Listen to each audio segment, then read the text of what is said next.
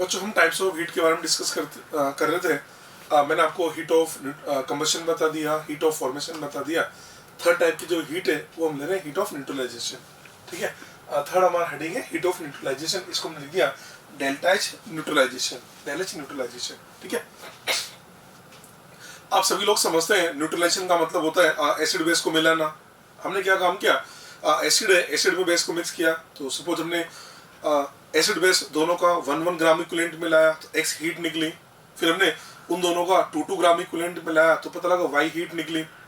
3-3 gram equivalent मिलाया तो Z heat निकली। तो हमने ये देखा कि आप एसिड बेस को मिला रहे हो ना, तो कितना भी एसिड ले लीजिए, कितना भी बेस मिला दीजिए, हीट तो हमेशा निकलेगी। हाँ, अगर एसिड बेस का अमाउंट डिफरेंट होगा तो फिर हीट भी डिफरेंट होती है। तो क्वेश्चन फिर ये आया कि आप हीट ऑफ न्यूट्रलाइजेशन किसे कहेंगे। तो हीट ऑफ न्यूट्रलाइजेशन किसे बोलते हैं कि आपने 1 ग्राम इक्विवेलेंट एसिड है, उस 1 ग्राम इक्विवेलेंट एसिड को 1 ग्राम इक्विवेलेंट बेस से कंप्लीट न्यूट्रलाइज करवाया तो उसमें जो हीट निकलती है that is the heat of neutralization. तो हीट ऑफ न्यूट्रलाइजेशन की डेफिनेशन है अमाउंट ऑफ हीट इवोल्ड, और जब भी न्यूट्रलाइजेशन होगा हमेशा हीट इवोल्ड होती है। Amount of heat evolved when 1 gram equivalent oblique 1 equivalent of acid is completely neutralized by base in aqueous solution known as heat of neutralization। और ये जो न्यूट्रलाइजेशन है वो aqueous solution के अंदर ही होना चाहिए। ठीक है, तो ये है हमारा हीट ऑफ न्यूट्रलाइजेशन। अब हम 1 बाय 1 करके बात करते हैं। सबसे पहले हम बात करते हैं neutralization of strong acid and strong base. सबसे पहले मैंने आपसे बात करी neutralization of strong acid and strong base. इसका मतलब न्यूट्रलाइजेशन का मतलब आपको एसिड बेस का मतलब एसिड बेस से स्ट्रॉन्ग लेने और दोनों का 1-1 ग्राम इक्विवेलेंट में लाना। तो मैंने क्या किया, 1 ग्राम इक्विवेलेंट स्ट्रॉन्ग एसिड लिया और 1 ग्राम इक्विवेलेंट मैंने स्ट्रॉन्ग बेस ले लिया। 1 ग्राम इक्विवेलेंट मैंने HCl ले लिया और 1 ग्राम इक्विवेलेंट मैंने NaOH ले लिया। ये लीजिए HCl, ये मैंने ले लिया 1 ग्राम इक्विवेलेंट। HCl इसको ले लेता हूं मैं, ये मैंने ले लिया 1 ग्राम इक्विवेलेंट, और जो बेस है इसको मैंने ले लिया 1 ग्राम इक्विवेलेंट। ठीक है, देखो 1 ग्राम इक्विवेलेंट अगर HCl है तो 1 ग्राम इक्विवेलेंट ही हमको H+ आयन देगा और 1 ग्राम इक्विवेलेंट हमको OH आयन देगा। आपको पता है न्यूट्रलाइजेशन के अंदर H+ आयन OH आयन को न्यूट्रलाइज करते हैं, और जितने H+ आयन है उनको न्यूट्रलाइज करने के लिए उतने ही OH आयन की जरूरत पड़ती है। चलिए, HCl aqueous plus NaOH aqueous दोनों का 1-1 ग्राम इक्विवेलेंट मिलाया, इससे बनेगा NaCl एक्वस प्लस वाटर बन गया। HCl aqueous, HCl strong acid है, 100% आयनाइज होगा, इसको लिखा मैंने H+ aqueous Cl minus aqueous. NaOH strong base है, 100% आयनाइज होगा, Na+ aqueous OH minus aqueous. NaCl salt strong electrolyte होते हैं, Na+ aqueous Cl minus aqueous, और वाटर एक वेरी वीक इलेक्ट्रोलाइट है, उसको मैंने अनआयनाइज रहने दिया। अब आप देख सकते हैं Na+ आयन और जो Cl- आयन है ये तो स्पेक्ट्रेट आयन बन गए, क्योंकि जैसे रिएक्टेंट में प्रेजेंट है वैसे प्रोडक्ट में प्रेजेंट है और किसी भी केमिकल चेंज के अंदर पार्टिसिपेट नहीं कर रहे हैं, इनको बोल दिया जाएगा स्पेक्ट्रेट आयन। और आप जानते हैं मैंने आपसे बोला था कि अगर किसी रिएक्शन के अंदर मतलब किसी रिएक्शन को आयनिक फॉर्म में लिखना हो तो उसके जितने भी स्पेक्ट्रेट आयन्स हैं उनको वहां से एलिमिनेट कर दीजिए। तो बनने क्या किया, Na+Cl- को यहाँ से एलिमिनेट कर दिया तो हमारे पास बचता है H+ aqueous plus OH minus aqueous, इससे बन गया H2O लिक्विड। और ये जो रिएक्शन है इसका डेल्टा H होता है -57.3 किलोजूल पर इक्विवेलेंट। डाटा याद कर लेना, अगर इसको किलो कैलोरी में चेंज करें तो ये बनता है -13.7 किलो कैलोरी पर इक्विवेलेंट। चलो जी, ये तो मैंने स्ट्रॉन्ग एसिड स्ट्रॉन्ग बेस मिलाया, ये तो मैंने HCl NaOH मिलाया। अब मैं क्या करता हूँ, स्ट्रॉन्ग एसिड स्ट्रॉन्ग बेस तो मिला रहा हूँ और 1-1 ग्राम इक्विवेलेंट भी मिला रहा हूँ। कोई दूसरा स्ट्रॉन्ग एसिड मैंने HCl की जगह HNO3 ले लिया और NaOH की जगह मैंने KOH ले लिया और फिर से वापस शुरुआत करता हूँ तो वापस से मेरे पास वही रिएक्शन आ जाती है। कोई third strong acid strong base लेके और पूरी कहानी स्टार्ट करता हूँ तो वापस से हम वहीं आके अटक जाते हैं। इसका मतलब ये हुआ कोई सा भी स्ट्रॉन्ग एसिड हो, कोई सा भी स्ट्रॉन्ग बेस हो, आप जैसे उनको मिलाओगे तो उनकी न्यूट्रलाइजेशन की रिएक्शन ये बन जाती है H+ aqueous plus OH minus aqueous से H2 लिक्विड बना दिया। तो इस बात का ध्यान रखना, अगर कहीं रिएक्शन लिखा हुआ है H+ aqueous plus OH minus aqueous से H2 लिक्विड का फॉर्मेशन, इसको बोल दिया जाता है this is the neutralization reaction of strong acid and strong base. और इस रिएक्शन का डेल्टा H होता है -57.3 किलोजूल पर इक्विवेलेंट। तो हम इससे बोल सकते हैं कि स्ट्रॉन्ग एसिड और स्ट्रॉन्ग बेस जो होते हैं ना, स्ट्रॉन्ग एसिड और स्ट्रॉन्ग बेस की जो हीट ऑफ न्यूट्रलाइजेशन है वो ऑलवेज कांस्टेंट होती है और उसका मैग्नीट्यूड होता है -57.1 किलोजूल पर इक्विवेलेंट। ऐसे बोल सकते हैं उसका मैग्नीट्यूड वो होता है -13.7 किलो कैलोरी पर इक्विवेलेंट। इसका मतलब ये हुआ कोई सा भी स्ट्रॉन्ग एसिड हो, कोई सा भी स्ट्रॉन्ग बेस हो, अगर दोनों का 1-1 ग्राम इक्विवेलेंट मिलाया तो हीट निकलती है -13.7 किलो कैलोरी। अगर उनका 2-2 ग्राम इक्विवेलेंट मिला दोगे तो हीट 13.7 नहीं फिर उसकी डबल हो जाएगी। 3 ग्राम इक्विवेलेंट मिलाया तो फिर 3 टाइम्स हो जाएगी। हाँ, अगर एक का 2 ग्राम इक्विवेलेंट है और एक का 3 ग्राम इक्विवेलेंट मिला दिया तो हीट फिर डबल हो जाती है। ठीक है, तो ऐसा करके हम जब ऐसा क्वेश्चन है ना स्ट्रॉन्ग एसिड स्ट्रॉन्ग बेस को मिलाने में कितनी हीट निकलती है तो उनके दोनों के क्या करो ग्राम इक्विवेलेंट निकाल के क्वेश्चन को सोल्व कर लीजिए। क्या समझ में आ गया? ये लिखा मैंने this reaction is known as neutralization reaction of strong acid and strong base. अभी भी समझा दिया, इस रिएक्शन को स्ट्रॉन्ग एसिड स्ट्रॉन्ग बेस की न्यूट्रलाइजेशन रिएक्शन बोला जाता है, पहला पॉइंट। दूसरा, heat of neutralization of strong acid and strong base always remain constant, that is minus 57.1 kilojoule per equivalent और minus 13.7 kilo calorie per equivalent. ये point भी मैंने अभी जस्ट आपको बता दिया। ये तो हमने बात करी स्ट्रॉन्ग एसिड स्ट्रॉन्ग बेस के बारे में। अब न्यूट्रलाइजेशन है तो न्यूट्रलाइजेशन तो स्ट्रॉन्ग का भी होगा तो वीक का भी होगा, पर अभी तो हमने बात किसकी करी स्ट्रॉन्ग की। अब मैंने सोचा अगर मैं एसिड बेस दोनों में से कोई एक वीक ले लूं या दोनों ही वीक मिला दूं तो क्या होगा। आपने एसिड बेस मिलाए, अगर उन दोनों में से कोई भी एक वीक है तो होगा क्या, वो जो हीट ऑफ न्यूट्रलाइजेशन है वो 57.3 किलो जूल से कम होगी, क्योंकि हीट का कुछ अमाउंट उस वीक के डिसोसिएशन में कंज्यूम हो जाएगा और जितना डिफरेंस आता है उस डिफरेंस को बोल दिया जाता है हीट ऑफ डिसोसिएशन, उसको बोल दिया जाता है एंथैल्पी ऑफ डिसोसिएशन। देखो हमने if any one of the acid or base is weak, if one of the acid or base is weak, then heat of neutralization will be less than minus 13.7 kilo calorie per equivalent. अगर acid base दोनों में से कोई भी एक week है तो उनका जो हीट ऑफ न्यूट्रलाइजेशन है वो 13.7 किलो कैलोरी पर इक्विवेलेंट से कम होता है। ठीक है, रीजन क्या देंगे, क्योंकि हीट का कुछ अमाउंट वो जो भी वीक है उसको डिसोसिएट करने में कंज्यूम हो जाता है और डिसोसिएशन के लिए हमेशा एनर्जी की जरूरत पड़ती है, because some amount of heat is used in dissociation of weak acid और बेस जो भी है, and this difference amount is known as heat of dissociation. और वो जो भी डिफरेंस अमाउंट है उस डिफरेंस अमाउंट को बोल दिया जाता है हीट ऑफ डिसोसिएशन। ठीक है,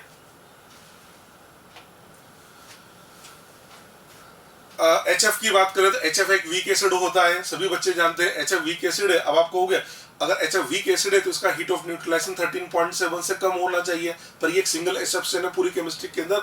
HF वीक एसिड होते हुए भी इसका हीट ऑफ न्यूट्रलाइजेशन 13.7 से कम ना होके 13.7 से भी ज्यादा होता है। इसका रीजन मैंने आपसे बोला था ना, एसिड बेस एक्वस होने चाहिए, तो HF के अंदर जो फ्लोराइड है, आप फ्लोराइड का साइज क्या होगा, छोटा होगा, और साइज अगर छोटा होगा हाइड्रेशन इसका ज्यादा होगा, और आपको पता है हाइड्रेशन में एनर्जी निकलती है, तो जो फ्लोराइड है इसका साइज छोटे होने की वजह से इसकी हाइड्रेशन पर इतनी ज्यादा एनर्जी निकलती है कि हमने उसको डिसोसिएशन के लिए जो दी ना उसको भी काउंटर बैलेंस करके और एक्स्ट्रा और रिलीज कर देता है। इसलिए बोलते हैं HF होता तो वीक एसिड है, पर इसका जो हीट ऑफ न्यूट्रलाइजेशन है वो 13.7 से भी ज्यादा होगा। रीजन देंगे high hydration energy of fluoride ion.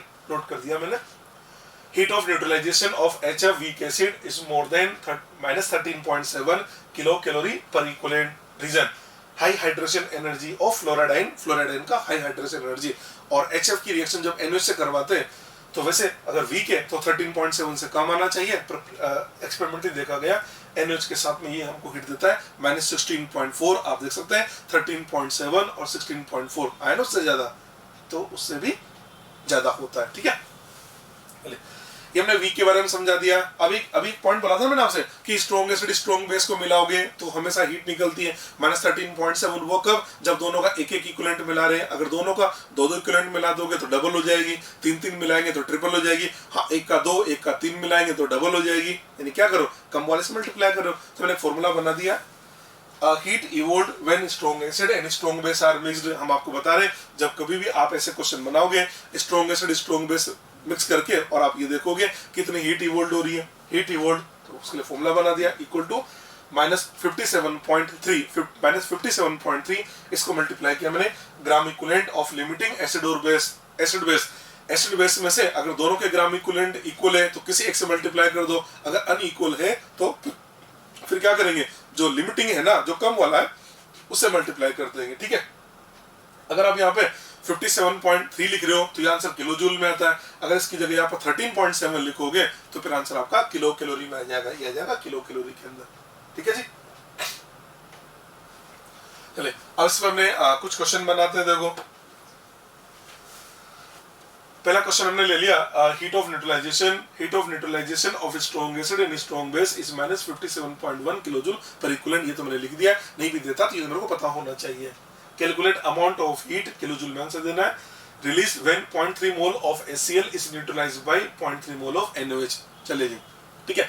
अब सबसे पहले क्या काम करें, आप एसिड और बेस के ग्राम इक्विवेलेंट निकाल लीजिए। सबसे पहले मैं निकाल लेता हूं ग्राम इक्विवेलेंट ऑफ HCl, और दूसरा मैं निकाल लेता हूं ग्राम इक्विवेलेंट ऑफ NaOH। दोनों के ग्राम इक्विवेलेंट निकाल लेते हैं।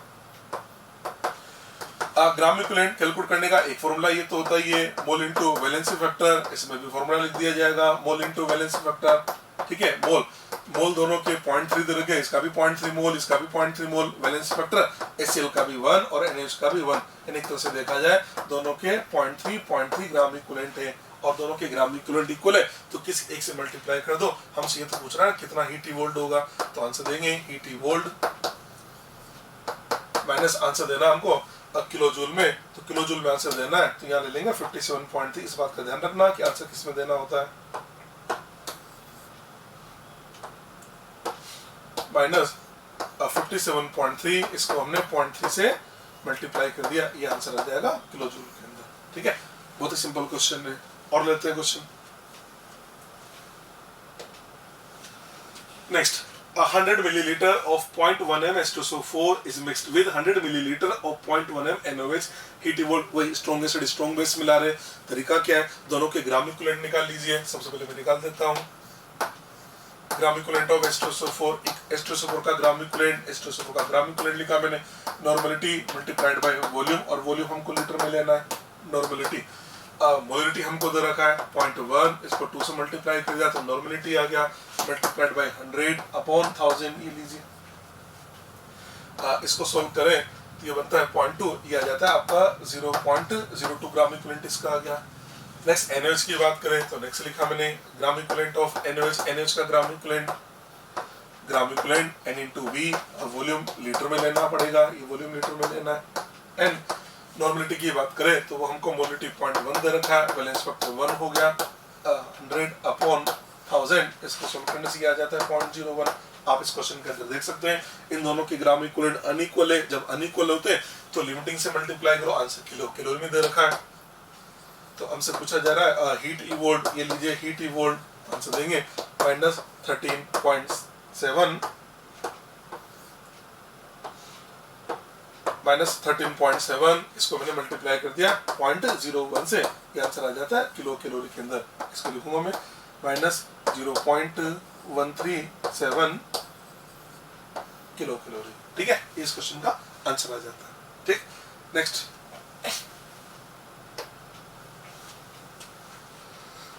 अगला question, equal volume of molar HCl and molar H2SO4, equal volume of molar HCl and molar H2SO4 are separately neutralized by NaOH. Heat evolved in neutralization are X and Y respectively. Which one is correct? समझना। आपसे क्या बोला, एक तो molar HCl है, molar HCl का मतलब इसका मोलरिटी 1 है, ठीक है, और मोलर H2SO4 का मतलब इसका मोलरिटी भी 1 दे रखा है। तो क्वेश्चन क्या है, देखो इधर ये आपसे बोला एक तो आपने HCl ले लिया, HCl को ये NaOH से न्यूट्रलाइज करवा रहा है, ये NaOH से न्यूट्रलाइज करवा दिया तो हमको मिल जाता है, एक तो मिलेगा NaCl प्लस ये हमको मिल गया वाटर, एक तो ये बात तो बोल रहा है। दूसरा ये H2SO4 है, H2SO4 को भी ये NaOH के साथ न्यूट्रलाइज करवा रहा है, ये NaOH के साथ न्यूट्रलाइज करवा दिया, हमको मिल जाता है Na2SO4 प्लस 2H2O, ये लीजिए ये मिल गया। आपसे क्या बोला गया, मोलर दोनों का 1 है, तो हम तो नॉर्मलिटी निकाल लेते हैं। अगर HCl का मोलरिटी 1 है तो नॉर्मलिटी इसका 1 ही होगा।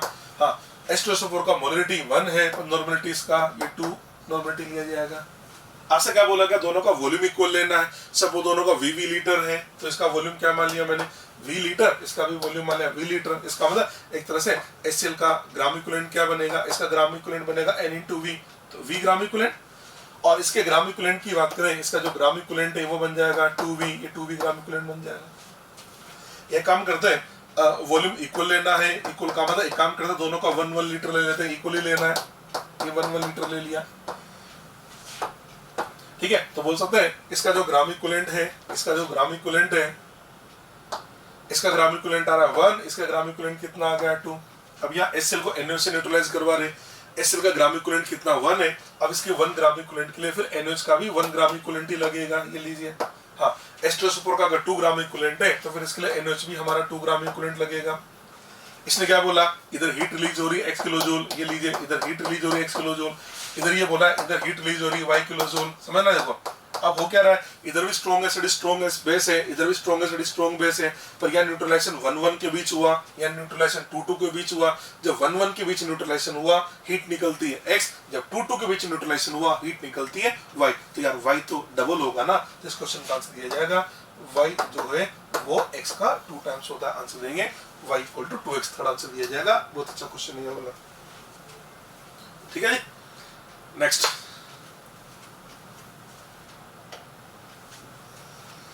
when 1m(H2SO4), next question है, when 1m(H2SO4) is completely neutralized by NaOH, then 114.64 kilojoule of heat is evolved. What is the heat of neutralization? अब 1m(H2SO4) है, 1m(H2SO4) का मतलब H2SO4 का एक तरह से 1 मोल, तो 1 मोल में तो 2 ग्राम इक्विवेलेंट होते हैं, इसका मतलब H2SO4 का जो 2 ग्राम इक्विवेलेंट है ना, ये तो मतलब हुआ कि 2 ग्राम इक्विवेलेंट जो H2SO4 है, इसकी न्यूट्रलाइजेशन पे हीट रिलीज होती है, माइनस रिलीज हो रही है ना, तो माइनस तो लगा देंगे यार, इतनी हीट रिलीज हो रही है, ठीक है, ये रिलीज हो रही है, तो 1 ग्राम इक्विवेलेंट पे क्या रिलीज होगी, तो 1 ग्राम इक्विवेलेंट पे इसका हाफ हो जाएगा, माइनस 57.32 किलोजूल पर इक्विवेलेंट, ये आ जाएगा ना। और आपसे बोला था कि जो 1 ग्राम इक्विवेलेंट के न्यूट्रलाइजेशन पे हीट रिलीज होती है उसको बोला जाता है हीट ऑफ न्यूट्रलाइजेशन। आपसे हीट ऑफ न्यूट्रलाइजेशन पूछ रहा है, हीट ऑफ न्यूट्रलाइजेशन का मतलब 1 ग्राम इक्विवेलेंट की हीट, तो आंसर दे देंगे इसके लिए सेकंड आंसर दिया जाएगा। और वैसे भी बता दें आपको, स्ट्रॉन्ग एसिड स्ट्रॉन्ग बेस का हीट ऑफ न्यूट्रलाइजेशन तो कांस्टेंट होता है, और वो होता है -57.3, और ये भी तो आ रहा है -57.32 किलोजूल पर इक्विवेलेंट, ठीक है। Next, heat of dissociation of acetic acid is, और ये रिएक्शन आपको दे रखी है, रिएक्शन दे रखा है CH3COOH प्लस NaOH, इससे फॉर्मेशन कर दिया CH3COONA प्लस वाटर, और डेल्टा इज दे रखा है -55.1 किलोजूल पर इक्विवेलेंट। ऑप्शन फर्स्ट दे रखा है +2.2 किलोजूल पर इक्विवेलेंट, सेकंड गिवन है -2.2 किलोजूल पर इक्विवेलेंट, थर्ड गिवन है -57.3 किलोजूल पर इक्विवेलेंट, फोर्थ गिवन है +57.3 किलोजूल पर इक्विवेलेंट। देखो मैंने आपसे बोला था अगर एसिड बेस में से कोई भी एक वीक लेंगे तो हीट ऑफ न्यूट्रलाइजेशन कम होगा। अब आप देख सकते हैं यहाँ NaOH क्या है, NaOH हमारा स्ट्रॉन्ग बेस है, और जो एसिटिक एसिड है ना यार, ये तो वीक एसिड है ना, तो आप देखा एक वीक लेते ही हमारा हीट ऑफ न्यूट्रलाइजेशन 55 आ गया। वैसे तो 57.3 है, पर 55.1 है, इसका मतलब कम हो गया ना। कितना कम हुआ, 57.3 और 55.1 यानी 2.2 कम हो गया, तो 2.2 कहाँ गया, इसके डिसोसिएशन में, और जो इसके डिसोसिएशन में गया उसी को बोलते हैं हीट ऑफ डिसोसिएशन। तो इसका आंसर देंगे +2.2। प्लस क्यों, क्योंकि डिसोसिएशन हमेशा एंडोथर्मिक होता है। आपसे बोला भी था ना मैंने, जब भी हीट ऑफ डिसोसिएशन निकालना हो तो आप देख लो 57.3 से कितना कम हो रहा है, तो जितना डिफरेंस अमाउंट है वही बन जाएगा उसके लिए हीट ऑफ डिसोसिएशन। इसका हीट ऑफ डिसोसिएशन आता है +2.2 किलोजूल पर इक्विवेलेंट, ठीक है। आगे बढ़ते हैं। नेक्स्ट, इसी टाइप का एक और क्वेश्चन है, पर ये ज्यादा अच्छा क्वेश्चन है, और उससे भी वो तो सिंपल क्वेश्चन था। Heat of neutralization of oxalic acid is -26 kilo calorie per mole, ठीक है। Hence dissociation energy of oxalic acid, और ऑक्जेलिक एसिड का डिसोसिएशन हो रहा है H2C2O4 से हमने बना दिया twice H plus aqueous plus oxalate ion, और ऑप्शन ये दे रखे, फर्स्ट दे रखा है +12.3 kilo calorie per mole, second है +0.7 लिखा हुआ है 0.7 किलो कैलोरी पर मोल, थर्ड गिवन है +1.4 किलो कैलोरी पर मोल, फोर्थ गिवन है +13.7 किलो कैलोरी पर मोल, ठीक है। देखिए इस रिएक्शन को देखिए क्या पता लग रहा है कि ऑक्जेलिक एसिड 2H+ आयन दे रहा है, इसका मतलब ऑक्जेलिक एसिड के 1 मोल के मतलब 1 मोल के अंदर 2 ग्राम इक्विवेलेंट होंगे, ठीक है। इसने बोला heat of neutralization of oxalic acid, तो पहले इस बात को लिख देता हूं मैं, heat of neutralization of oxalic acid equal to -26 kilo calorie per mole. ये लीजिए HON का मतलब heat of neutralization of oxalic acid -26 kilo calorie per mole. इसका मतलब ये हुआ ऑक्जेलिक एसिड के 1 मोल को न्यूट्रलाइज करने पर 26 किलो कैलोरी हीट निकलेगी। 1 मोल को न्यूट्रलाइज करने पर ऑक्जेलिक एसिड डाइबेसिक है, तो 1 मोल के अंदर 2 ग्राम इक्विवेलेंट होंगे, तो या तो ऐसे बोल दो 1 मोल के न्यूट्रलाइजेशन पे 26 किलो कैलोरी हीट निकलेगी, या आप ये भी बोल सकते हैं कि 2 ग्राम इक्विवेलेंट के न्यूट्रलाइजेशन पर 26 किलो कैलोरी हीट रिलीज होगी। तो 2 ग्राम इक्विवेलेंट पर रिलीज होगी 26, तो 1 ग्राम इक्विवेलेंट पर रिलीज होगी आधा, मतलब 13, तो इसको लिख सकते हैं ना -13 किलो कैलोरी, और पर मोल की जगह पर इक्विवेलेंट लिख दिया है।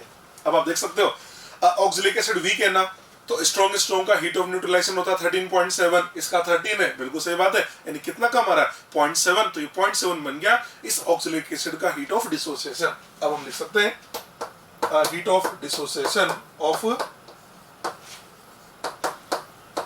ऑक्सैलिक एसिड, तो ये आ जाता है प्लस डिसोसिएशन एंडो होता है plus 0.7 kilo calorie per equivalent, तो ये आंसर है plus 0.7 kilo calorie per equivalent. पर ऑप्शन को देखने से पता लग रहा है कि सब में पर मोल दे रखा है, तो पर इक्विवेलेंट का मतलब एक ऑक्सैलिक एसिड के एक इक्विवेलेंट को डिसोसिएट करना है, उसके लिए हीट चाहिए 0.7, तो एक मोल के लिए कितनी हीट चाहिए, एक मोल का मतलब 2 ग्राम इक्विवेलेंट, तो फिर हीट भी डबल हो जाएगी, तो 0.7 को 2 से मल्टीप्लाई कर दो, यह जाता है किलो कैलोरी पर मोल, इसको लिखा जा सकता है plus 1.4 kilo calorie per mole, ये इस क्वेश्चन का आंसर आ जाएगा प्लस 1.4, थर्ड आंसर दिया जाएगा इसके लिए, ठीक है, प्लस 1.4 थर्ड आंसर देंगे इसके लिए, ठीक। नेक्स्ट देखते हैं,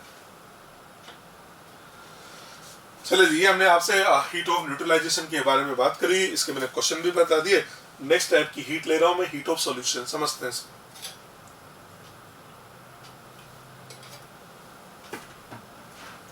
देखिए जी, हीट ऑफ सॉल्यूशन की बात करें तो हीट ऑफ सॉल्यूशन क्या है इसको समझा देता हूं मैं आपको। मैंने क्या किया, मैंने 1 मोल कंपाउंड लिया, 1 मोल कंपाउंड लिया, उस 1 मोल कंपाउंड के अंदर हमने सॉल्वेंट वाटर मिला दिया, ठीक है, हमने वाटर मिला। पहली बात तो ये कि उसमें सॉल्ट है, वाटर मिलाओगे तो सॉल्यूशन बनेगा, तो हीट रिलीज भी हो सकती है और हीट एब्जॉर्ब भी हो सकती है, यानी जो हीट ऑफ सॉल्यूशन है वो मे बी एंडो और मे बी एक्सो, समझना। हमने 1 मोल कंपाउंड लिया, उस 1 मोल कंपाउंड के अंदर सपोज मैंने 2 लीटर वाटर मिलाया तो कुछ हीट निकली, हमने और वाटर मिलाया 5 लीटर कर दिया और ज्यादा हीट निकली, तो हीट निकलती जा रही थी, हम उसके अंदर वाटर मिलाते जा रहे थे। सपोज हमने उसके अंदर 10 लीटर वाटर मिला दिया, उसके बाद कुछ हीट और निकल गई, 10 लीटर मिला दिया, कुछ हीट निकली, अब उसके बाद आपने 10 के बाद और वाटर मिलाया, तो आप क्या देखते हो, अब उसके बाद हीट का निकलना बंद हो गया, ऐसा हो सकता है उससे ज्यादा हीट अब नहीं निकल पा रही है, तो जो मैक्सिमम हीट इवोल्व हो रही है उस मैक्सिमम हीट को बोल दिया जाता है हीट ऑफ सॉल्यूशन। तो हीट ऑफ सॉल्यूशन की डेफिनेशन क्या है, amount of heat evolve or absorbed when 1 mole of compound is dissolved in such excess amount of solvent so that further dilution do not involve any more heat change known as heat of solution। मतलब आपने उसको इतना dilute करना है, इतना dilute करना है कि उसके बाद अगर फिर डाइल्यूट करोगे तो उससे ज्यादा हीट चेंज नहीं होगा, उसको बोल दिया जाता है हीट ऑफ सॉल्यूशन। इसकी रिएक्शन लिखना सिखाता हूं। जैसे मैंने ले लिया 1 mole copper sulphate CuSO4 solid, aqueous का मतलब लार्ज क्वांटिटी ऑफ सॉल्वेंट, जिससे कॉपर सल्फेट का एक्वस सॉल्यूशन बनेगा। इसका डेल्टा एच लिखा मैंने -x किलो जूल पर मोल, तो हम क्या बोलेंगे x किलो जूल पर मोल क्या है, तो ये x किलो जूल पर मोल इस कॉपर सल्फेट का हीट ऑफ सॉल्यूशन है। दूसरा example NaCl solid plus aqueous, हमने NaCl का एक्वस बना दिया, इसका डेल्टा एच लिखा मैंने plus y kilo joule per मोल, तो हम बोल देंगे y किलो जूल पर मोल क्या है, इस NaCl का हीट ऑफ सॉल्यूशन है। नेक्स्ट CuSO4.5H2O प्लस एक्वस, इससे हमने कॉपर सल्फेट एक्वस बना दिया, इसका डेल्टा एच दे रखा है plus Z kilo joule per मोल, तो Z किलो जूल क्या है, तो Z किलो जूल इसका हीट ऑफ सॉल्यूशन है। आप देख पा रहे हैं, फर्स्ट मैंने कॉपर सल्फेट सॉलिड लिखा, इसका डेल्टा एच मैंने नेगेटिव लिख दिया, सेकंड मैंने NaCl लिखा, इसका डेल्टा एच मैंने पॉजिटिव लिखा, थर्ड कॉपर सल्फेट .5H2O, इसका डेल्टा एच हमने नेगेटिव लिखा, इसका डेल्टा एच हमने ये नेगेटिव लिख दिया है। तो आप देख पा रहे हैं कि मैं कभी प्लस का साइन लगा रहा हूँ, कभी माइनस का साइन लगा रहा हूँ, यानी हीट ऑफ सॉल्यूशन इंडो एक्सो कुछ भी हो सकती है। अब 3 एग्जांपल लिखे, इनको थोड़ा सा और डिस्कस करता हूँ। कॉपर सल्फेट एक ऐसा सोल्ट है जो हाइड्रेटेड सोल्ट बना सकता है, पर अभी वाटर का मॉलिक्यूल नहीं है, इसलिए इसको बोल दिया जाता है ये एक एनहाइड्रस सोल्ट होता है, एनहाइड्रस सोल्ट। सेकंड नंबर पे हमने ले लिया NaCl एक ऐसा सोल्ट है जो कभी भी हाइड्रेटेड सोल्ट नहीं बनाता है। और थर्ड नंबर पे लिखा हमने CuSO4.5H2O, इसका मतलब ये हाइड्रेटेड सोल्ट है। तो 3 कैटेगरी बना दी। एक कैटेगरी हमने क्या ली, एनहाइड्रस सोल्ट, इसको बोलेंगे एनहाइड्रस सोल्ट, इसको बोलेंगे हाइड्रेटेड सोल्ट, और इसको बोलेंगे ऐसा सोल्ट जो हाइड्रेटेड सोल्ट नहीं बनाता है। ये 3 कैटेगरी में हमने डिवाइड कर दिया। अब मैं आपको रिजल्ट याद करा देता हूँ, ध्यान रखना। ऐसे सोल्ट जो हाइड्रेटेड सोल्ट नहीं बना सकते हैं, for example NaCl, NH4Cl, KNO3 ये हाइड्रेटेड सोल्ट नहीं बनाते। तो ऐसे सोल्ट जो हाइड्रेटेड सोल्ट नहीं बना पाते उनका हीट ऑफ सॉल्यूशन होता है एंडोथर्मिक, याद कर लो। ऐसे सोल्ट जो हाइड्रेटेड सोल्ट नहीं बनाते हैं उनका हीट ऑफ सॉल्यूशन होता है एंडोथर्मिक। नंबर 1 ये रिजल्ट मैंने याद करा दिया, ये लिख भी दिया मैंने। देखो NaCl, KCl, KNO3, NH4Cl etcetera do not form hydrated salt, ये हाइड्रेटेड सोल्ट नहीं बनाते। तो जितने भी इस कैटेगरी में सोल्ट आते हैं उनका हीट ऑफ सॉल्यूशन एंडोथर्मिक होता है। लिख दिया ना, हीट ऑफ सॉल्यूशन एंडोथर्मिक, मतलब इसका डेल्टा एच पॉजिटिव होगा, नंबर 1। दूसरा ये हमने ले लिया कॉपर सल्फेट, ये क्या है, ये हाइड्रेटेड सोल्ट बना सकता है पर अभी वाटर का मॉलिक्यूल नहीं है, इसलिए इसको बोल दिया जाता है एनहाइड्रस सोल्ट। तो जो एनहाइड्रस सोल्ट है उसका हीट ऑफ सॉल्यूशन एक्सोथर्मिक होता है, लिख लीजिए। Copper sulphate, FeSO4, MgSO4, CSO4 etcetera form hydrated salt, ये बना सकते हैं पर अभी नहीं, इसलिए इनको बोल दिया एनहाइड्रस सोल्ट। तो जितने भी एनहाइड्रस सोल्ट है उनका हीट ऑफ सॉल्यूशन होता है एक्सोथर्मिक, हीट ऑफ सॉल्यूशन इनका होता है एक्सोथर्मिक, मतलब इसका डेल्टा एच नेगेटिव होता है। अब लास्ट एक कैटेगरी और बचती है हाइड्रेटेड सोल्ट। तो जो हाइड्रेटेड सोल्ट है, जो हमारे हाइड्रेटेड सोल्ट है उनका ये third category hydrated salt, hydrated salt का हीट ऑफ सॉल्यूशन भी एक्सोथर्मिक होता है, एक सेकंड, एंडोथर्मिक होता है, ये भी होता है एंडोथर्मिक, एंडोथर्मिक होता है, ठीक है। सही लिखा हमने। ये जितने भी हाइड्रेटेड सोल्ट है इन हाइड्रेटेड सोल्ट का हीट ऑफ सॉल्यूशन एंडोथर्मिक होता है। ये अब जो रिजल्ट है ये रिजल्ट आपको अच्छे से याद कर लेना होता है, ठीक है जी। ठीक, ये हमने आपको बताया हीट ऑफ सॉल्यूशन। इसकी जैसी एक और डेफिनेशन है वो है heat of hydration, hydration delta H HYD hydration. Hydration में क्या करना है हमको, 1 मोल हाइड्रेशन के अंदर हमको एनहाइड्रस सोल्ट से हाइड्रेटेड सोल्ट बनाना है। क्या करना है, 1 मोल एनहाइड्रस सोल्ट लेना है और उससे हमको 1 मोल हाइड्रेटेड सोल्ट बनाना है। और जब कभी भी हाइड्रेशन होता है एनर्जी हमेशा रिलीज होती है और हाइड्रेशन ये फिक्स होता है। यहाँ पर वाटर के जो मॉलिक्यूल है वो फिक्स होते हैं। जैसे कॉपर सल्फेट है तो कॉपर सल्फेट को 5 मॉलिक्यूल चाहिए ना, तो ये 5 के साथ ही कंबाइन होगा। जबकि हीट ऑफ सॉल्यूशन में क्या था, वहां पर एक्सेस अमाउंट ऑफ सॉल्वेंट था, यहाँ एक्सेस अमाउंट ऑफ सॉल्वेंट नहीं होता है। इसकी डेफिनेशन क्या है, amount of heat evolved or released when 1 mole of anhydrous salt, 1 mole of anhydrous salt combined with required number of water molecule to form hydrated salt। एक example ले लिया मैंने CSO4 सॉलिड, ये मैंने 1 मोल एनहाइड्रस सोल्ट ले लिया। इसके hydrated salt में वाटर के 5 मॉलिक्यूल होते हैं, तो 5 वाटर के मॉलिक्यूल के साथ कंबाइन होके इसने हाइड्रेटेड सोल्ट बना दिया। इसका डेल्टा एच लिखा -x किलोजूल पर मोल। तो x किलोजूल पर मोल क्या है, x किलोजूल पर मोल इस कॉपर सल्फेट का हीट ऑफ हाइड्रेशन है। Next FeSO4 solid plus 7H2O, आप देख सकते हैं इसने ये हाइड्रेटेड सोल्ट बना लिया। इसका डेल्टा एच दे रखा है -y किलोजूल पर मोल। तो y किलोजूल पर मोल क्या है, ये इस FeSO4 का हीट ऑफ हाइड्रेशन होता है और हीट ऑफ हाइड्रेशन हमेशा एक्सोथर्मिक होता है। अब आप कहेंगे सर इन दोनों डेफिनेशन में डिफरेंस क्या है, तो देखो दोनों को देखना। ये हीट ऑफ सॉल्यूशन है, हीट ऑफ सॉल्यूशन के अंदर लेफ्ट हैंड साइड में सॉलिड है और राइट हैंड साइड में एक्वस है, नंबर 1।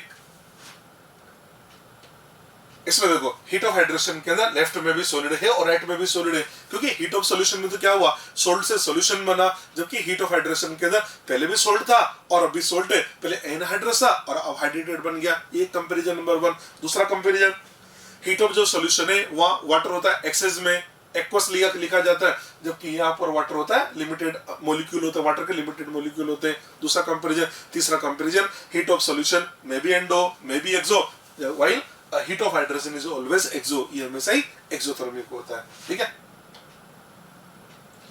चलिए जिस पे भी क्वेश्चन बना लिया हमने। क्वेश्चन है heat of solution of anhydrous anhydrated copper sulphate are this, calculate heat of hydration of copper sulphate. चलो जी, पहले तो हम क्या करते हैं, जो हमको गिवन है उसकी रिएक्शन बना देते हैं। देखो इसमें क्या बोला, heat of solution of anhydrous copper sulphate, ये लिखा मैंने एनहाइड्रस कॉपर सल्फेट, इसका हीट ऑफ सॉल्यूशन मतलब एक्वस लेना है तो इससे हमको मिल जाता है कॉपर सल्फेट एक्वस, और इसमें हमको इसका डेल्टा एच दे रखा है। इसका डेल्टा एच है हमारे पास में -66.06 किलोजूल पर मोल। ये तो एनहाइड्रस का हीट ऑफ सॉल्यूशन हो गया। अब मैं हाइड्रेटेड का हीट ऑफ सॉल्यूशन लिख देता हूँ, CSO4.5H2O प्लस एक्वस, इससे हम बना देते हैं CuSO4 एक्वस, और इसका जो डेल्टा H है वो हमको दे रखा है प्लस 11.5 किलोजूल पर मोल, ये हमको दे रखा है। अब हमको कैलकुलेट क्या करना है, heat of hydration of copper sulphate, तो टारगेट लिख देते हैं। अब टारगेट इक्वेशन में लिखिए CuSO4 solid plus 5H2O liquid, और इससे हम बना देते हैं CuSO4 डॉट 5H2O सॉलिड। हमको इसका डेल्टा H लेकर आना है, इसका डेल्टा H लाना है। अब आप तो ये काम करें, हेस्लो लगा के देखें फर्स्ट और सेकंड का क्या करें कि इससे आ जाए। देखो ये तो हमारी फर्स्ट नंबर है, ये हमारा सेकंड नंबर है। फर्स्ट नंबर में ये एक्वस लिखा हुआ है, एक्वस का मतलब लार्ज क्वांटिटी। अगर इस लार्ज क्वांटिटी में से 5 वाटर के मॉलिक्यूल इसको निकाल के बाहर रख दें, ऐसे बोल सकते हैं इसके अंदर वाटर के 5 मॉलिक्यूल और मिला दें, तो क्या फर्क पड़ेगा, तो कुछ भी चेंज नहीं होगा, क्योंकि वो ऑलरेडी एक्वस है। मैंने आपसे बोला आप फर्स्ट में सेकंड को माइनस कर दीजिए। जैसे आप फर्स्ट में सेकंड को माइनस करेंगे होगा क्या, देखो फर्स्ट में से आपने इक्वेशन नंबर 1 में से ये इक्वेशन नंबर 1 में से इक्वेशन 2 को माइनस कर दिया। आप जैसे 1 में से 2 को माइनस करेंगे, ये देखो माइनस किया ना, ये माइनस कर दिया, माइनस करते होगा क्या, इससे ये कैंसिल होगा, एक्वस गया, आपके पास बचा क्या, copper sulphate solid plus 5H2, और ये उधर जाके ये रिएक्शन आ रही नहीं आ रही, तो इसका डेल्टा H भी क्या होगा, 1 के डेल H में से सेकंड का डेल H माइनस कर दो, 1 का डेल H माइनस 66.06 और 2 का डेल H प्लस 11.5, तो आंसर आ जाता है माइनस 77.56 किलोजूल पर मोल। ये लीजिए, इसका डेल्टा H आ जाता है माइनस 77.56। ठीक है जी, आगे बढ़ते हैं। एक छोटी छोटी सी डेफिनेशन और ली हमने। नेक्स्ट 6 नंबर की डेफिनेशन हमने ली, heat of transition. Heat of transition, यहाँ जो ट्रांजिशन है, ट्रांजिशन का मतलब लेना होता है कोई एलिमेंट है, उस कोई सी भी हीट हो उसका 1 मोल तो लेना ही है। तो इसकी हीट ऑफ ट्रांजिशन का मतलब है हमारे पास 1 मोल एलिमेंट है, उस 1 मोल एलिमेंट को एक एलोट्रोपिक फॉर्म से दूसरी एलोट्रोपिक फॉर्म में कन्वर्ट करना है। उसमें जो भी हीट चेंज होगा उसको बोलते हैं हीट ऑफ ट्रांजिशन। डेफिनेशन देखिए, heat change when one allotropic form of 1 mole of element converted into another allotropic form। जैसे कि एग्जांपल लिखा, सल्फर रोम्बिक सॉलिड से हमने सल्फर मोनोक्लिनिक सॉलिड बना दिया, इसका डेल्टा H लिखा मैंने प्लस x किलोजूल पर मोल। तो यहाँ x किलोजूल पर मोल क्या है, x kilojoule per mole sulphur rhombic से सल्फर मोनोक्लिनिक का हीट ऑफ ट्रांजिशन है। x किलोजूल क्या है, सल्फर रोम्बिक से सल्फर मोनोक्लिनिक का हीट ऑफ ट्रांजिशन है। एक क्वेश्चन लिखा मैंने, calculate heat of transition of carbon graphite solid to carbon diamond solid. इसका हीट ऑफ ट्रांजिशन लाना है, मतलब इस रिएक्शन का हमको डेल्टा H निकालना है, और इसके लिए हमको दे रखा है, एक तो दे दिया carbon graphite solid plus O2 gas से CO2 गैस बना दिया प्लस 393 किलोजूल, एक डायमंड ये बनाया, दोनों रिएक्शन दे रखी है और हमको ये लाना है। कुल मिला के बात ये, क्वेश्चन को सोल्व करने के लिए आपको हेस्लो ही लगाना पड़ेगा, है ना। आपने बोला ये तो इक्वेशन नंबर 1 है, ये तो इक्वेशन नंबर 1 हो गया, यहाँ पर इक्वेशन नंबर 2 हो गया। अब आप ये देखिए 1 और 2 का क्या करेंगे, टारगेट आ जाए, तो यार दिख रहा है 1 में से 2 को माइनस करेंगे तो टारगेट आ जाएगा। पर जब भी आप इस टाइप के क्वेश्चन आए, मैंने आपको थर्मोकेमिस्ट्री के फर्स्ट डे बताया था हीट को लिखने के बहुत सारे तरीके हैं, उसमें से एक मेथड ये भी है। और इस बात का ध्यान रखना, जब कभी भी हीट प्रोडक्ट के साथ लिखी गई हो तो सबसे पहले उसको डेल्टा H की फॉर्म में कन्वर्ट कर दो। तो मैं इसको डेल्टा H की फॉर्म में लिखूंगा, अदरवाइज साइन में गड़बड़ हो जाती है। इसका डेल्टा H आता है माइनस 393 किलोजूल, और ये जो रिएक्शन है इसका डेल्टा H आता है माइनस 395 किलोजूल। अब आपने क्या बोला, आपने ये तो बोला ना इक्वेशन नंबर 1 में से 2 को माइनस कर देते हैं, 1 में से 2 को माइनस करेंगे तो रिएक्शन आपके पास आ जाती है कार्बन ग्रेफाइट से कार्बन सॉलिड, और इसका जो डेल्टा H है वो भी 1 में से 2 माइनस होगा। 1 का डेल्टा H माइनस 393 और 2 का डेल्टा H माइनस 395। इसको सोल्व करें तो हमारे पास आंसर आ जाता है प्लस 2 किलोजूल पर मोल। ये लीजिए, इसका आंसर आ जाता है प्लस 2 किलोजूल पर मोल। ठीक है, इस क्वेश्चन का आंसर है। ठीक, नेक्स्ट डेफिनेशन, ये हमारा 6th डेफिनेशन है। 7th डेफिनेशन हमने ली हीट ऑफ फ्यूजन, इसको बोलते हैं एंथैल्पी ऑफ फ्यूजन। इसको लिखा delta H FUS fusion. Fusion का मतलब होता है सॉलिड से लिक्विड में कन्वर्ट करना। जितनी भी डेफिनेशन 1 मोल तो लेना ही है, तो इसको बोलते थे 1 मोल सॉलिड को 1 मोल लिक्विड में चेंज करना है, वो भी उसके मेल्टिंग पॉइंट पर। Amount of heat required when 1 mole of solid substance converts into liquid substance at its melting point. H2 solid को हमने H2 लिक्विड में चेंज कर दिया मेल्टिंग पॉइंट पर, तो इसका डेल्टा एच लिखा हुआ है 6 किलो जूल पर मोल, तो हम बोल देंगे इसका हीट ऑफ फ्यूजन है 6 किलो जूल पर मोल। ठीक है, वैसे एक और डेफिनेशन है हीट और enthalpy of vaporisation, delta H vaporisation, same definition. बस इसमें क्या करना है, 1 मोल लिक्विड को 1 मोल वेपर में चेंज करना है, पर वो उसके बॉइलिंग पॉइंट पर या मेल्टिंग पॉइंट पे था। Amount of heat required when 1 mole of liquid substance converts into vapour at its boiling point. H2 liquid से हमने H2 गैस बना दिया, इसका डेल्टा एच वेपोराइजेशन गिवन है प्लस 40.7 किलो जूल पर मोल। तो यहाँ पर 40.7 क्या है, 40.7 ये है इस वाटर का हीट ऑफ वेपोराइजेशन। ठीक है, और भी डेफिनेशन है बात करते हैं आपसे। ओके, टाइप्स ऑफ हीट के बारे में बच्चों डिस्कस कर रहे थे, उसमें डिफरेंट टाइप मैंने आपको बता दिए हैं, और भी एक दो है उनको भी डिस्कस कर लेते हैं। नेक्स्ट टाइप हमने ले लिया 9th नंबर पे लिया हीट ऑफ सब्लिमेशन। वैसे जो टाइप है सब्लिमेशन का मतलब मैं आपको बता चुका हूँ, सब्लिमेशन का मतलब होता है सॉलिड टू डायरेक्ट वेपर में कन्वर्जन। डेफिनेशन है amount of heat required to convert 1 mole of solid substance directly into vapour at constant temperature. वैसे अपन इसके बारे में कई बार बात कर भी चुके हैं। जैसे आयोडीन सॉलिड हमने आयोडीन गैस बना दिया और इसका जो डेल्टा सब्लिमेशन है वो गिवन है x किलो जूल पर मोल। x किलो जूल पर मोल यहाँ पर जो आयोडीन है उसका हीट ऑफ सब्लिमेशन है। ठीक, 9th definition. Next 10th definition हमारी है लैटिस एनर्जी। लैटिस एनर्जी का जो कॉन्सेप्ट है वो आपको केमिकल बॉन्डिंग में बताया जाता है। लैटिस एनर्जी का मतलब है आपका 1 मोल आयनिक कंपाउंड बना, और वो जो 1 मोल आयनिक कंपाउंड है वो बना गैसेस आयन से। तो हम ऐसे बोल सकते हैं कि गैसेस आयन है, उन गैसेस आयन ने कंबाइन किया और कंबाइन करके एक 1 मोल आयनिक कंपाउंड बना। इस फिनोमिना में जो हीट रिलीज होती है that is known as lattice energy. Definition amount of heat released when 1 mole of ionic solid is formed from its gases ion. मतलब 1 मोल आयनिक सॉलिड बनना चाहिए, और ये भी ध्यान रखना ये बनना चाहिए इसके गैसेस आयन से, ना कि गैसेस एटम से। गैसेस आयन से बनना चाहिए। देखिए जैसे Na plus gas plus Cl minus gas से हमने NaCl सॉलिड बना दिया।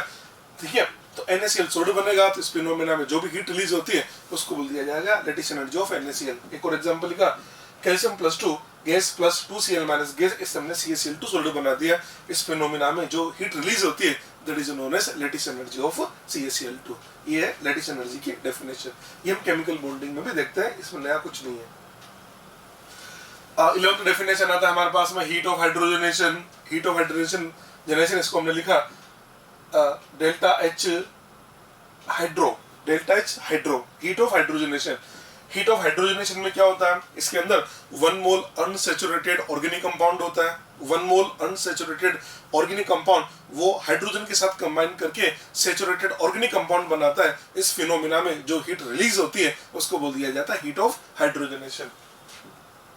Heat change when 1 mole of unsaturated organic compound, समझना unsaturated organic compound react with hydrogen to form saturated। इस बात का ध्यान रखना 1 mole unsaturated होना चाहिए और उसे बनना फिर saturated चाहिए। ऐसा नहीं कि unsaturated से unsaturated बन जाए। 1 mole unsaturated है उससे बनना चाहिए saturated organic compound। इस फिनोमिना में जो हीट रिलीज होती है that is the heat of hydrogenation। ठीक है, देखो एग्जाम्पल लिया मैंने C2H2 gas plus H2 gas हमने C2H4 बना दिया। ये 1 मोल है अनसैचुरेटेड है, और इधर क्या बना C2H4 बना, मतलब ये भी 1 मोल अनसैचुरेटेड ही बना। जबकि अभी भी क्या बोला कि बनना सैचुरेटेड चाहिए। इसका मतलब ये वाली रिएक्शन हाइड्रोजनेशन रिएक्शन की नहीं हो सकती। हाइड्रोजनेशन की रिएक्शन कब होती, जब यहाँ पर C2H6 बनता। दूसरा एग्जाम्पल लिख दिया मैंने C2H2 gas plus 2H2 gas हमने C2H6 बना दिया। हाँ, ये है C2H2 की हाइड्रोजनेशन की रिएक्शन। इस बात का ध्यान रखना, हाइड्रोजनेशन के अंदर जो प्रोडक्ट है वहां पर सैचुरेटेड ऑर्गेनिक कंपाउंड बनना चाहिए। थर्ड एग्जाम्पल लिया C4H6 प्लस 2H2 गैस से हमने C4H10 बना दिया। तो ये क्या बन गया, ये हमारे पास में C4H6 की हाइड्रोजनेशन की रिएक्शन हो गई। ठीक है, और एग्जांपल बताता हूं। आज जैसे हमने साइक्लोहेक्सिन लिया, साइक्लोहेक्सिन प्लस H2 से हमने साइक्लोहेक्सिन बना दिया। तो ये साइक्लोहेक्सिन की हाइड्रोजनेशन की रिएक्शन है। नेक्स्ट हमने बेंजीन ले लिया है, बेंजीन का मैंने हाइड्रोजनेशन करवाया तो इससे भी साइक्लोहेक्सेन बना। तो आप देख सकते हैं साइक्लोहेक्सीन के हाइड्रोजनेशन पर भी साइक्लोहेक्सेन बना, और जो बेंजीन है उसकी हाइड्रोजनेशन पर भी साइक्लोहेक्सेन बना। हाँ देखो, दोनों फिनोमिना को अगर कंपेयर करें तो यहाँ क्या हो रहा है, साइक्लोहेक्सीन के अंदर 1 मोल डबल बॉन्ड ब्रेक हो रहा है, और यहाँ 1 मोल हाइड्रोजन है, जबकि जो बेंजीन है, बेंजीन के अंदर 3 मोल डबल बॉन्ड ब्रेक होगा और 3 मोल हाइड्रोजन होगा। इसका मतलब इसकी जो हीट चेंज होगा वो ऐसा लग रहा है जैसे साइक्लोहेक्सीन का 3 टाइम्स होगा। इसलिए बोल दिया जाता है कि जो बेंजीन है उस बेंजीन का जो हीट ऑफ हाइड्रोजनेशन होता है वो साइक्लोहेक्सीन की कंपैरिजन में 3 टाइम्स होता है। मैंने जल्द लिख भी दिया है, delta H hydrogenation of benzene, benzene का heat of hydrogenation is equal to 3 times of heat of hydrogenation of cyclohexene. Cyclohexene का जो हीट ऑफ हाइड्रोजनेशन है उसका जो 3 टाइम्स है that is the heat of hydrogenation of benzene, वो benzene का 3 times होता है। ठीक है, मतलब बेंजीन का जो हीट ऑफ हाइड्रोजनेशन है वो साइक्लोहेक्सीन का 3 टाइम्स होता है। ठीक,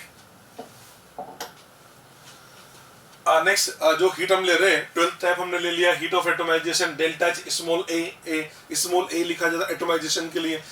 हीट ऑफ एटमाइजेशन किसे बोला जाता है? ये बोलते हैं कि आपके पास 1 मोल स्टेबल मॉलिक्यूल होना चाहिए, उस 1 मोल स्टेबल मॉलिक्यूल को डिसोसिएट करके उसके गैसेस एटम बनाने हैं। इस फिनोमिना में जो हीट रिक्वायर्ड होती है that is the heat of atomization. amount of heat required to dissociate 1 mole of stable molecule into gaseous atom। stable molecule जैसे हाइड्रोजन की बात करें तो H2 गैस ये 1 मोल स्टेबल मॉलिक्यूल है, O2 गैस 1 मोल स्टेबल मॉलिक्यूल है, N2 गैस 1 मोल stable molecule है, HCl gas 1 मोल stable molecule है, मीथेन, अमोनिया ये सब 1 मोल स्टेबल मॉलिक्यूल है। हाँ, अगर हम सोडियम की बात करें तो सोडियम सॉलिड ही स्टेबल होता है ना, तो ये सोडियम सॉलिड हमने ले लिया है। तो क्या करना है, रिएक्टेंट साइड में तो 1 मोल स्टेबल लेना है और इसको ब्रेक करके प्रोडक्ट में क्या बनाना है, गैसेस एटम बनाना है। तो इसके क्या लिखा, H गैस, इसके लिए लिखा हमने O gas, nitrogen atom gases atom बना दिए। HCl में भी से हुआ। हाँ, मीथेन है तो क्या बोला गया कि 1 मोल स्टेबल मॉलिक्यूल को डिसोसिएट करके गैसेस एटम बनाने। अब मीथेन है तो मीथेन का गैसेस एटम क्या बनेगा, तो carbon gas plus 4 hydrogen gas. आप ऐसे मत लिख देना यहाँ पर कार्बन ग्रेफाइट सॉलिड और 2H2 गैस लिख दिया, एटम बनाने ना कि मॉलिक्यूल बनाने, और वो भी गैसेस बनाने, सॉलिड नहीं बनाने। अमोनिया गैस है तो इसके लिए रिएक्शन क्या लिखोगे, N gas plus 3H gas लिखोगे। इसका गैसेस एटम तो सोडियम सॉलिड से सोडियम गैस का बनना ही गैसेस एटम हो गया। इन फिनोमिना में जो भी हीट रिलीज होती है, जो भी हीट रिक्वायर्ड है उसको बोल दिया जाता है हीट ऑफ एटमाइजेशन। हाँ, लास्ट वाला एग्जांपल बड़ा इंपॉर्टेंट है, इसके अंदर आप देख सकते हैं सॉलिड से गैस बना यानी हीट ऑफ एटमाइजेशन तो ही सही, उसके अलावा ये हीट ऑफ सब्लिमेशन भी है। तो हम ऐसे लिख सकते हैं इस लास्ट वाले एग्जांपल के लिए हीट ऑफ एटमाइजेशन और हीट ऑफ सब्लिमेशन दोनों ही सेम होता है। ये लास्ट वाला एग्जांपल बहुत इंपॉर्टेंट है, क्वेश्चन ऐसे पूछ लिया जाता है in which of the following heat of atomization and heat of sublimation are equal, तो ये एग्जांपल वहां चला जाता है। ठीक है जी, ये हमने आपसे बात करी हीट ऑफ एटमाइजेशन के बारे में। ठीक, नेक्स्ट 13 पॉइंट हम ले रहे हैं bond dissociation energy and bond energy. अब मैं आपको बॉन्ड डिसोसिएशन एनर्जी और बॉन्ड एनर्जी के बारे में बताता हूँ। ये दो अलग अलग डेफिनेशन है। फर्स्ट हम बात करेंगे बॉन्ड डिसोसिएशन एनर्जी के बारे में और सेकंड फिर हम बात करेंगे आपसे बॉन्ड एनर्जी के बारे में। फर्स्ट लिखा मैंने बॉन्ड डिसोसिएशन एनर्जी। सबसे पहले बॉन्ड डिसोसिएशन एनर्जी की बात कर रहा हूँ। ये नाम से पता लग रहा है बॉन्ड डिसोसिएशन का मतलब क्या है, बॉन्ड को डिसोसिएट करना है। हमने इतनी सारी एनर्जी की डेफिनेशन बताई है, हर डेफिनेशन में क्या बोलते हैं 1 मोल को डिसोसिएट करना है। तो यहाँ पर भी क्या करना है, यहाँ पर 1 मोल बॉन्ड को ब्रेक करना है। अब 1 मोल सिंगल बॉन्ड भी हो सकता है, 1 मोल डबल बॉन्ड भी हो सकता है और 1 मोल ट्रिपल बॉन्ड भी हो सकता है। उस 1 मोल बॉन्ड को ब्रेक करना है और उस 1 मोल बॉन्ड को ब्रेक करके और उसको गैसेस एटम बनाने, इस फिनोमिना में जो भी हीट रिक्वायर्ड होती है उसको बोल दिया जाता है बॉन्ड डिसोसिएशन एनर्जी। देखो, amount of heat required to dissociate 1 mole of particular type of bond। particular type of bond का मतलब maybe 1 mole single bond, maybe 1 mole double bond and maybe 1 mole triple bond।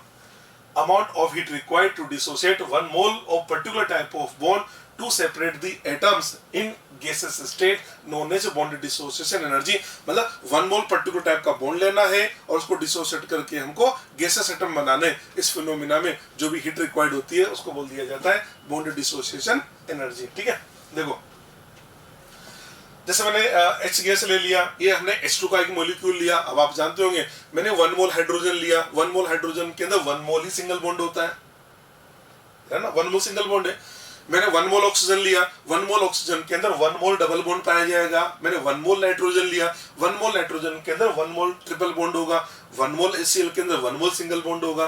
तो मैंने क्या किया, मैंने देखो इस वाले एग्जांपल के अंदर मैंने 1 मोल सिंगल बॉन्ड लिया, या मैंने 1 मोल डबल बॉन्ड लिया, या मैंने 1 मोल ट्रिपल बॉन्ड लिया, इसके अंदर मैंने 1 मोल सिंगल बॉन्ड लिया। अभी भी क्या बोला, 1 मोल बॉन्ड को ब्रेक करना है, तो ये लीजिए 1 मोल बॉन्ड को ब्रेक करते हैं।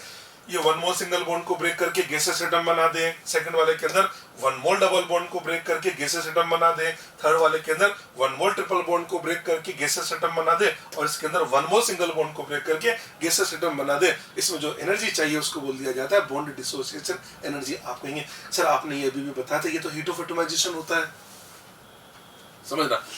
हीट ऑफ एटमाइजेशन में क्या बोलते थे कि 1 मोल स्टेबल मॉलिक्यूल को ब्रेक करके गैसियस एटम बनाने, या क्या बोले 1 मोल बॉन्ड को ब्रेक करके गैसियस एटम बनाने, मतलब प्रोडक्ट में तो वहां पर भी गैसियस एटम बनाने थे, यहाँ पर भी गैसियस एटम बनाने, पर हीट ऑफ एटमाइजेशन में क्या बोलते थे कि लेफ्ट हैंड साइड में 1 मोल स्टेबल मॉलिक्यूल होना चाहिए, और यहाँ क्या बोलते हैं 1 मोल बॉन्ड होना चाहिए। अब देखो हुआ क्या कि जो 1 मोल हाइड्रोजन होता है ना, 1 मोल हाइड्रोजन क्या था 1 मोल सिंगल बॉन्ड होता है, तो आप इसको ऐसे बोल सकते हैं कि ये 1 मोल सिंगल बॉन्ड है, आप ये भी बोल सकते हैं ये 1 मोल हाइड्रोजन है। इधर सेकंड वाले पे देखा जाए तो आप बोल सकते हैं ये 1 मोल ऑक्सीजन है, या इसी को बोल सकते हैं ये 1 मोल डबल बॉन्ड है।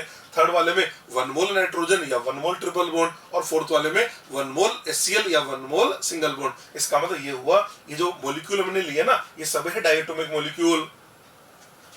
कैसे मॉलिक्यूल है ये सब डायटोमिक मॉलिक्यूल है, और डायटोमिक मॉलिक्यूल की खास बात ये होती है डायटोमिक मॉलिक्यूल का जो 1 मोल होता है उसके अंदर बॉन्ड भी 1 ही मोल पाया जाता है। तो आप या तो ये सब बोल सकते हैं डायटोमिक मॉलिक्यूल की 1 मोल बॉन्ड को ब्रेक करना है, या 1 मोल बॉन्ड को ब्रेक करना है, या फिर वर्ल्स के 1 मोल मॉलिक्यूल को ब्रेक करना है, दोनों एक ही बात है। इसलिए बोल दिया जाता है जितने भी डायटोमिक मॉलिक्यूल होते हैं, जितने भी डायटोमिक मॉलिक्यूल है उन सब के लिए बॉन्ड डिसोसिएशन एनर्जी और हीट ऑफ एटमाइजेशन दोनों एग्जैक्टली सेम होते हैं। हाँ, इसके साथ साथ बॉन्ड एनर्जी भी सेम होता है। बॉन्ड एनर्जी क्या है वो अभी हम आपसे डिस्कस करने जा रहे हैं, पर यहाँ तक ये तो समझ में आ गया कि जितने भी डायटोमिक मॉलिक्यूल होते हैं उन डायटोमिक मॉलिक्यूल के लिए बॉन्ड डिसोसिएशन एनर्जी और हीट ऑफ एटमाइजेशन तो सेम ही होगा। ठीक है, देखिए in case of diatomic molecule bond dissociation energy and heat of atomization and bond energy are equal, तीनों इक्वल होते हैं। वैसे बॉन्ड एनर्जी क्या है तो बात कर लेते हैं। Bond energy B bond energy. Bond energy को समझने के लिए हमको अब पॉलीएटॉमिक मॉलिक्यूल लेना पड़ेगा, क्योंकि डायटोमिक लेके तो हम आपको नहीं समझा पाएंगे, क्योंकि डायटोमिक में तो सब सेम होते हैं। तो मैंने पॉलीएटॉमिक मॉलिक्यूल लिया, मैंने 1 मोल H2O ले लिया है, ये 1 मोल H2O लिया। देखो मैं ले रहा हूं 1 मोल H2O, मैं 1 मोल H2O ले लेता हूं। ये लीजिए मैंने 1 मोल H2O ले लिया है। इस 1 मोल H2O के अंदर अगर बॉन्ड की बात करें तो इसके अंदर 2 मोल ऑक्सीजन हाइड्रोजन बॉन्ड है। ये देखिए इधर ये 1 मोल H2O आपने ले लिया ना, अब इसके अंदर 1 मोल हाइड्रोजन ऑक्सीजन बॉन्ड ये रहा, 1 मोल ऑक्सीजन हाइड्रोजन बॉन्ड ये रहा, मतलब इसके अंदर 2 मोल ऑक्सीजन हाइड्रोजन बॉन्ड है। तो वैसे बोल सकते हैं 1 मोल H2O में 1 मोल H2O के अंदर 2 मोल ऑक्सीजन हाइड्रोजन बॉन्ड है। तो हमने सबसे पहले क्या काम किया, ये जो 2 मोल है ना इसमें से ये इस 1 मोल बॉन्ड को ब्रेक कर दिया। देखो इस 1 मोल बॉन्ड को ब्रेक करके गैसेस एटम बना दिए, ये गैसेस एटम बना दिए, बॉन्ड यहाँ से ब्रेक होगा ना तो बन गया ना HO gas plus H gas. Suppose इस फिनोमेना में एनर्जी सप्लाई करी हमने x किलो जूल पर मोल, तो x किलो जूल क्या बन गई, x किलो जूल इस वाले बॉन्ड की बॉन्ड डिसोसिएशन एनर्जी बन गई। अब हम आए और हम ये दूसरे बॉन्ड को ब्रेक करने लगे, अब दूसरा बॉन्ड यहाँ से ब्रेक होगा, ये लीजिए इस दूसरे बॉन्ड को ब्रेक करते हैं। अभी भी क्या कर रहे हैं, अभी भी हम 1 मोल हाइड्रोजन ऑक्सीजन बॉन्ड को ब्रेक कर रहे हैं, इसको ब्रेक करके एक गैसेस एटम बना दिए। सपोज इसमें हीट रिक्वायर्ड है y किलो जूल पर मोल, तो हम क्या बोलेंगे x क्या है, x इस वाले बॉन्ड की बॉन्ड डिसोसिएशन एनर्जी है, y इस वाले बॉन्ड की बॉन्ड डिसोसिएशन एनर्जी है। तो प्रॉब्लम क्या हुई हमारे सामने कि एक ही मॉलिक्यूल है, एक जैसा बॉन्ड है, फिर भी उसकी बॉन्ड डिसोसिएशन एनर्जी तो अलग अलग आती है। इसलिए हमने क्या किया, फिर इसका एवरेज निकाल लिया। तो हमने इसका एवरेज निकाला, एवरेज आएगा x प्लस वाई अपॉन 2, और ये जो एवरेज निकल के आए इस एवरेज को बोल दिया जाता है bond energy of oxygen hydrogen bond. तो ऐसे हमने निकाल लिया bond energy of oxygen hydrogen bond x plus Y upon 2 kilo joule per mole, ये आ गया बॉन्ड एनर्जी। तो बॉन्ड एनर्जी क्या हुआ, तो हम ऐसे बोल सकते हैं कि हमारे पास एक मॉलिक्यूल है, उसके अंदर एक ही जैसे बॉन्ड एक से ज्यादा है। हमारे पास एक मॉलिक्यूल है जिसके अंदर सेम काइंड ऑफ बॉन्ड बहुत सारे हैं, तो जितने भी बॉन्ड है उन सब बॉन्ड की बॉन्ड डिसोसिएशन एनर्जी का एवरेज लेना है, और वो जो एवरेज आएगा वो एवरेज वैल्यू बनेगी उस वाले बॉन्ड की बॉन्ड एनर्जी। ये मतलब है बॉन्ड एनर्जी का। इसका मतलब बॉन्ड एनर्जी एक एवरेज वैल्यू होती है। ठीक है, bond energy is equal to average of bond dissociation energy of all same kind of bond present in a molecule। ठीक है, और ये भी जानते होंगे bond energy is always positive, bond energy हमेशा पॉजिटिव होगी। bond energy का आंसर कभी नेगेटिव आ नहीं सकता, क्योंकि ये एनर्जी रिक्वायर्ड है, और रिक्वायर्ड का मतलब एंडो, एंडो का मतलब तो पॉजिटिव होता है। चलिए जी, अब हम बात करेंगे एप्लीकेशन ऑफ बॉन्ड एनर्जी। इस बॉन्ड एनर्जी की एप्लीकेशन क्या है। फर्स्ट एप्लीकेशन तो इसका यही है, इसकी हेल्प से हम किसी भी रिएक्शन का हीट चेंज डेल्टा H निकाल सकते हैं। First to determine heat of reaction delta H R, इसकी हेल्प से हम किसी रिएक्शन की हीट या एंथैल्पी निकाल सकते हैं। और वो कैसे निकालेंगे, उसके जितने भी रिएक्टेंट है उन रिएक्टेंट की बॉन्ड एनर्जी को ऐड करना है, उसमें से प्रोडक्ट की बॉन्ड एनर्जी को माइनस करना है। ये लिख दिया मैंने, delta H R equal to summation of bond energies of all reactant minus summation of bond energies of all product. जितने भी रिएक्टेंट है उन रिएक्टेंट की बॉन्ड एनर्जी को ऐड करना है, उसमें से प्रोडक्ट की बॉन्ड एनर्जी को माइनस करना। तो फर्स्ट एप्लीकेशन। सेकंड एप्लीकेशन है टू डिटरमाइन रेजोनेंस एनर्जी। हम इसकी हेल्प से रेजोनेंस एनर्जी भी कैलकुलेट कर सकते हैं। तो पहले तो आपको रेजोनेंस एनर्जी क्या होती है वो समझ में आना चाहिए। देखिए, to determine resonance energy, R E resonance energy calculate कर सकते हैं। रेजोनेंस एनर्जी का मतलब जैसे कोई भी कंपाउंड उसके अंदर रेजोनेंस हुआ, आप जानते हैं कंपाउंड में रेजोनेंस होगा तो रेजोनेंस की वजह से एनर्जी रिलीज होगी और इसकी स्टेबिलिटी बढ़ती है। तो इसमें क्या बोलते हैं कि आपके पास 1 मोल कंपाउंड है, उस 1 मोल कंपाउंड में रेजोनेंस होने की वजह से जो हीट निकलती है उसको बोल दिया जाता है resonance energy. To determine resonance energy, R E, इसको बोल सकते हैं heat evolved due to resonance, heat evolved due to resonance in 1 mole of compound. 1 mole compound के अंदर रेजोनेंस की वजह से जो एनर्जी इवोल्व होती है that is the resonance energy. ठीक है, इसको कैलकुलेट करने का हमारे पास एक फॉर्मूला है, resonance energy equal to observed heat of reaction minus calculated heat of reaction. क्या करना है, जैसे कोई भी कंपाउंड है, उस कंपाउंड की आपको रेजोनेंस एनर्जी निकालनी है तो क्या काम करें, उस कंपाउंड की कोई सी भी हीट बहुत सारी टाइप की होती है ना, कोई सी भी एक हीट ले लो। सपोज बेंजीन का क्वेश्चन आ गया तो बेंजीन की और उसकी एक हीट दे रखी थी हमको, हीट ऑफ फॉर्मेशन। तो आपको क्या करना है, वो जो बेंजीन है उसका हीट ऑफ फॉर्मेशन आपको दे रखा है ना, अब जो क्वेश्चन में देगा वो हमको ऑब्जर्व्ड वैल्यू दे रखा होगा। तो हम क्या करेंगे, जैसे मान लो बेंजीन का हीट ऑफ फॉर्मेशन दिया तो हम समझ जाएंगे कि बेंजीन की फॉर्मेशन की ऑब्जर्व्ड वैल्यू है। तो हम क्या करेंगे, बेंजीन की फॉर्मेशन की हम कैलकुलेटेड वैल्यू निकालेंगे और फिर उन दोनों का डिफरेंस देखेंगे, वो जो भी डिफरेंस होगा वो बनेगा रेजोनेंस एनर्जी। तो लिखा ना हमने, resonance energy equal to observed heat of reaction minus calculated heat of reaction. मतलब कोई भी कंपाउंड हो उसकी एक जो हीट है, कोई सी भी एक हीट जो है उसकी हम एक तो ऑब्जर्व्ड वैल्यू निकालेंगे और उसी की हम कैलकुलेटेड वैल्यू निकालेंगे।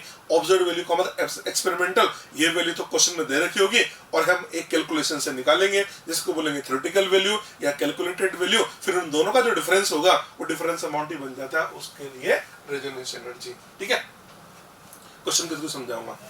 मैंने एक एग्जांपल लिखा, देखो उधर बहुत अच्छा एग्जांपल लिखा।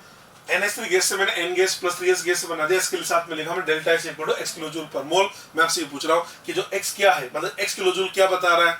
तो बच्चे बोलते हैं सर बॉन्ड एनर्जी बता रहा है। नहीं, इस रिएक्शन को देख के क्या पता लग रहा है, 1 मोल स्टेबल मॉलिक्यूल अमोनिया से गैसेस एटम बना है। इसका मतलब यार ये तो हीट ऑफ एटोमाइजेशन हो गया। तो हम बोलेंगे ये जो x किलोजूल दे रखा है ये हमको दे रखा है अमोनिया का हीट ऑफ एटोमाइजेशन, ना कि उसकी बॉन्ड एनर्जी। तो हम ऐसे लिख सकते हैं this is the heat of atomization of ammonia x kilojoule per mole. ये तो हीट ऑफ एटोमाइजेशन हो गया। हम इसको ऐसे भी समझ सकते हैं कि जो अमोनिया है उस अमोनिया के अंदर 3 नाइट्रोजन हाइड्रोजन बॉन्ड है। वो जो अमोनिया है उस अमोनिया के अंदर इसी रिएक्शन को समझाने का दूसरा तरीका बता रहा हूँ। आप ये समझिए कि अमोनिया के अंदर 3 नाइट्रोजन हाइड्रोजन बॉन्ड है ना, तो आपने क्या किया, वो जो तीनों नाइट्रोजन हाइड्रोजन बॉन्ड है उनको डिसोसिएट किया और उसके लिए टोटल एनर्जी खर्च हो रही है x। इसका मतलब 3 बॉन्ड का एवरेज x आएगा, तो यार 1 बॉन्ड का एवरेज तो x/3 आएगा ना, और बॉन्ड एनर्जी तो पर मोल बॉन्ड होता है ना। तो इसका हम ऐसे भी लिख सकते हैं bond energy of NH bond equal to x/3 kilojoule per mole. या हम इससे बोल सकते हैं कि अगर हमको अमोनिया का हीट ऑफ एटोमाइजेशन दे रखा हो और NH बॉन्ड का बॉन्ड एनर्जी निकालना हो, तो अमोनिया का जो हीट ऑफ एटोमाइजेशन है अगर आप उसको डिवाइडेड बाय 3 करेंगे तो NH बॉन्ड का बॉन्ड एनर्जी आ जाएगा। लिख सकते हैं ना, bond energy of NH bond equal to heat of atomization of ammonia divided by 3। Point clear? ठीक है, जैसे मैंने अमोनिया का एग्जांपल लेके आपको बताया ना, आप इसी टाइप से मीथेन का एग्जांपल ले सकते हो। अब मीथेन के अंदर CH4 के अंदर 4 कार्बन हाइड्रोजन बॉन्ड है। आपको क्या करना है, CH बॉन्ड का बॉन्ड एनर्जी निकालना है। तो मेथड क्या होगा, bond energy of CH bond क्या लिखोगे आप, वो जो मीथेन है उस मीथेन का heat of atomization divided by 4 लिखा हमने। Bond energy of CH bond equal to heat of atomization of methane divided by 4। Methane का जो हीट ऑफ एटोमाइजेशन है उसको डिवाइडेड बाय 4 करें तो हमारे पास आ जाता है bond energy of CH bond का बॉन्ड एनर्जी आ जाता है। ठीक है जी, ये तो हमने बेसिक डेफिनेशन की बात करी। चलिए जी हम क्वेश्चन बना रहे हैं इसके लिए। देखो इसमें कुछ क्वेश्चन लिए हमने। पहला क्वेश्चन हमारे पास है bond dissociation energy Bond dissociation energy of H2, Cl2 and HCl are 104, 58 and 103 kilocalorie per mole respectively. Calculate heat of formation of HCl. HCl का heat of formation निकालना है. इस क्वेश्चन को सॉल्व करने के लिए सबसे पहले हमने HCl की फॉर्मेशन की रिएक्शन लिखी है. ये लीजिए टारगेट. अब HCl का फॉर्मेशन आता है 1/2 H2 प्लस 1/2 Cl2 गैस. इससे हमने ये एसिल गैस बना दिया है. ये लीजिए एसिल गैस बना दिया. हमको इसका डेल्टा एच लाना है. जिसका डेल्टा एच होगा वही हमारा आंसर होगा. और इसका डेल्टा एच लाने के लिए हमको बॉन्ड एनर्जी दे रखी है. हमने अभी बोला था अगर आपको जितने भी रिएक्टेंट प्रोडक्ट है सबका बॉन्ड एनर्जी दे रखा हो तो रिएक्टेंट की बॉन्ड एनर्जी आप ऐड करें, उसमें से प्रोडक्ट का बॉन्ड एनर्जी माइनस करें. हाइड्रोजन का बॉन्ड एनर्जी ये हमारे पास 104. ये लीजिए 104/2.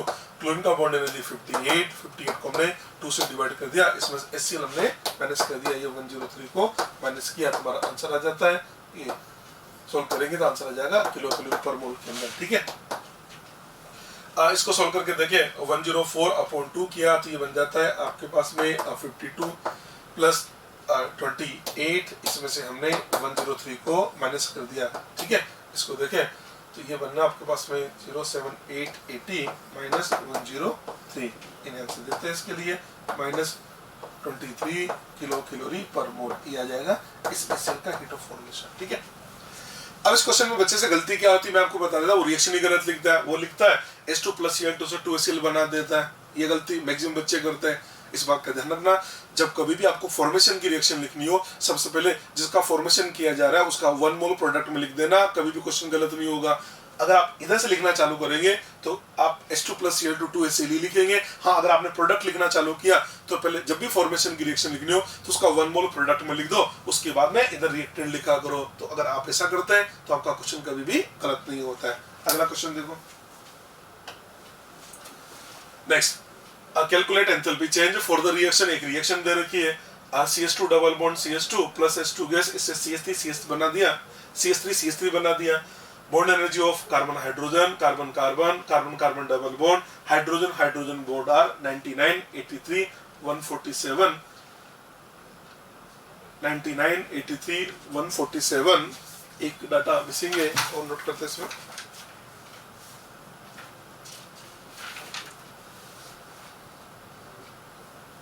वन 104.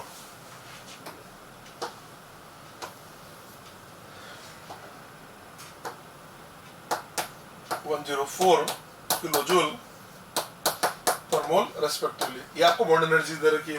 ठीक है. अब इस क्वेश्चन को सोल्व करना है तो करना क्या है, रिएक्टेंट की बॉन्ड एनर्जी ऐड करनी है, उसमें से प्रोडक्ट की बॉन्ड एनर्जी माइनस करने. पहले बॉन्ड देख लेते हैं. चले जी इसको देखें. CH2 ये bond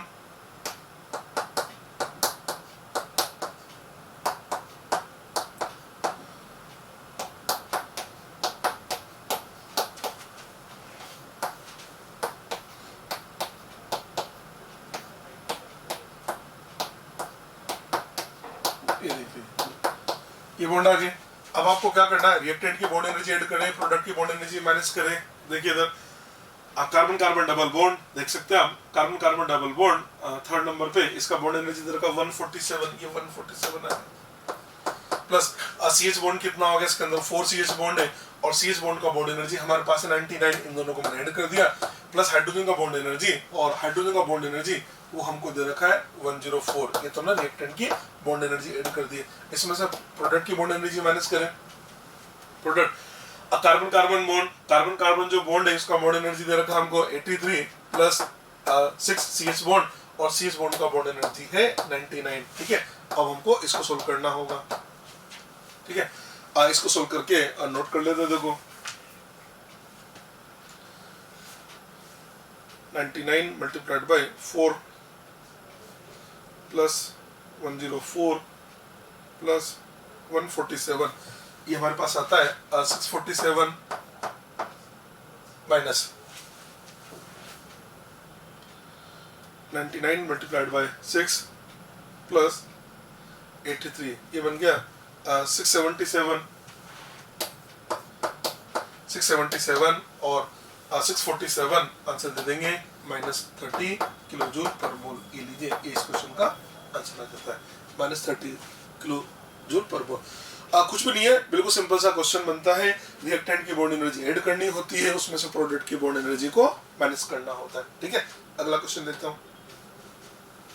next, calculate resonance energy of N2O gas from the following data. ये आपको डाटा दे रखे हैं। अब डाटा क्या है? नंबर 1, N2O गैस का स्टैंडर्ड हीट ऑफ फॉर्मेशन दर का 82 kilojoule per mole. Second, nitrogen nitrogen triple bond, nitrogen nitrogen double bond, nitrogen oxygen double bond and oxygen oxygen double bond का बॉन्ड एनर्जीज गिवन है 946, 418, 607 and 498 और हमको N2 का resonance energy निकालना है।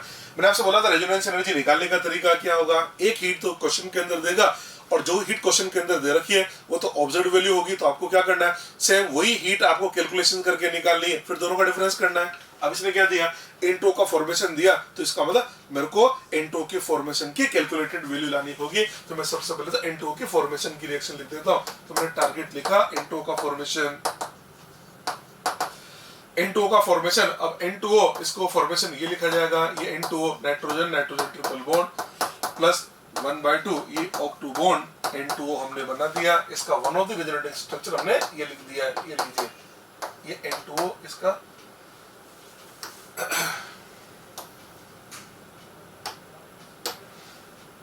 ये लीजिए, ये N2O आ जाएगा। आप इसका डेल्टा H निकाल लीजिए। अब इसका डेल्टा H कैसे निकालेंगे, इसके लिए हमको बॉन्ड एनर्जी दे रखी है, तो बॉन्ड एनर्जी रखें। नाइट्रोजन नाइट्रोजन ट्रिपल बॉन्ड का बॉन्ड एनर्जी है 946 plus oxygen oxygen double bond का बॉन्ड एनर्जी 498, इसका हमने ये हाफ मोल कर दिया बाय 2। इसमें से माइनस कर देते हैं नाइट्रोजन नाइट्रोजन डबल बॉन्ड, ये बनेगा 418 plus nitrogen oxygen double bond, ये हमने 607 लिख दिया। ठीक है, इसको सोल्व करके हम इसका डेल्टा H निकाल लेते हैं। 946 प्लस 498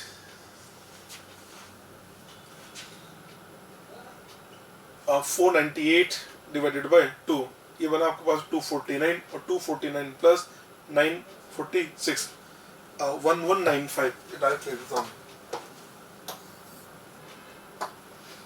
ये तो आपके पास आ गया 1195 माइनस, तो उसको ऐड कर देते हैं 418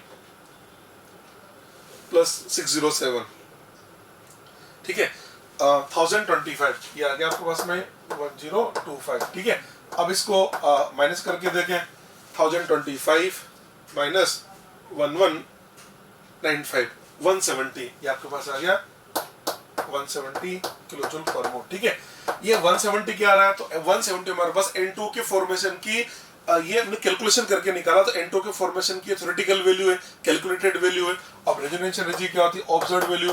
ऑब्जर्व्ड वैल्यू तो क्वेश्चन के अंदर देता है 82 माइनस 170। ठीक है, आप इसको सोल्व करके देखें, 170 minus 82,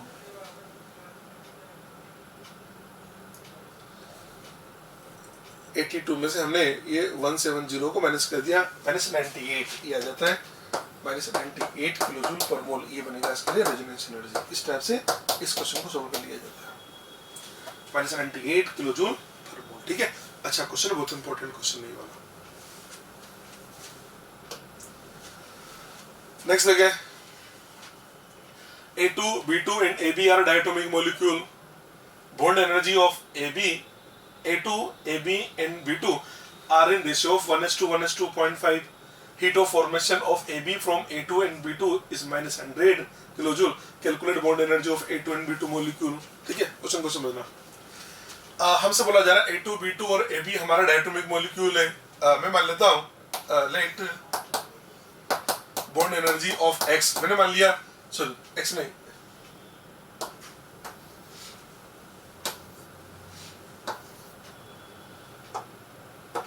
bond energy of A2, मैंने मान लिया जो A2 है ना, उस A2 का जो बॉन्ड एनर्जी है वो x किलोजूल पर मोल है।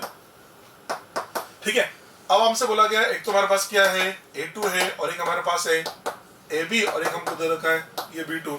इसका बॉन्ड एनर्जी का रेशियो 1:1:2.5 है। अगर A2 का बॉन्ड एनर्जी x है तो AB का भी बॉन्ड एनर्जी x होगा, और B2 का बॉन्ड एनर्जी तो x/2 होगा। ये पॉइंट यहाँ से क्लियर हो गया।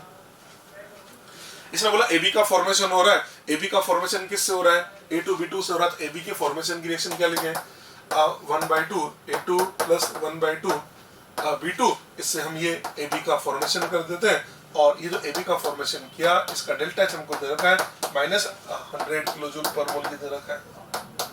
अब वैसे किसी रिएक्शन का डेल्टा एच निकालना हो तो आप क्या करते हो, रिएक्टेंट की बॉन्ड एनर्जी ऐड करें, उसमें से प्रोडक्ट का बॉन्ड एनर्जी माइनस करें।